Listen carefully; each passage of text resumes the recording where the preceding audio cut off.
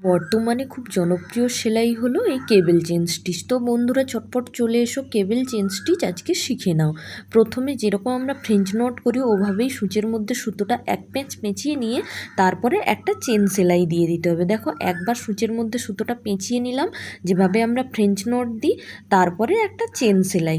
French নটটা দিয়ে কিন্তু আমরা একদম নিচে সুতোটা বের করে নেব না, তারপরে একটা চেন সেলাই দিয়ে নেব। আবার চেন সেলাই দেওয়ার পরে আমরা যেভাবে সুতোটা নিচের দিকে দিয়ে নিই সেভাবে না দিয়ে আবার একটা ফ্রেঞ্চ নটের মতো করে সুতোটা ঘুরিয়ে নিয়ে আবার দিয়ে দেব একটা চেন সেলাই। এইভাবে করে করলেই হয়ে যাবে কেবল চেন স্টিচ। খুবই সহজ, দুই একবার প্র্যাকটিস করলেই পারবে তোমরা।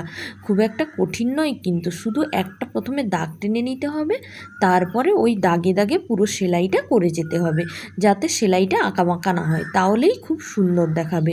আমার ভিডিওগুলো যদি ভালো লাগে তাহলে লাইক কমেন্ট শেয়ার করে পাশে থেকো বন্ধুরা। দেখার জন্য ধন্যবাদ।